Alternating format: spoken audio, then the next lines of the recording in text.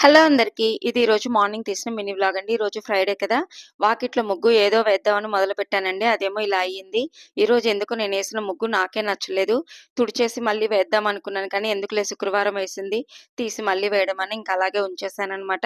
ఇంక ఇంట్లో పూజ అదంతా చేసుకున్న తర్వాత మా పై ఇంట్లో నార్త్ ఇండియన్స్ అయితే ఉన్నారండి. వాళ్ళు పూజకి రమ్మని అప్పటికప్పుడు వచ్చి బొట్టు పెట్టి పిలిచారనమాట ఆవిడ. మణిదీప వర్ణన చదవటానికి రమ్మనైతే పిలిచారండి. ఇంకా ఇంట్లో పనంతా చేసుకొని ఫాస్ట్‌గా 10 నిమిషాల్లో వాళ్ళ ఇంటికైతే వెళ్ళాననమాట. 9 సార్లు మణిదీప వర్ణన చదివిన తర్వాత తాంబూలం ఇచ్చి భోజనాలైతే పెట్టారండి.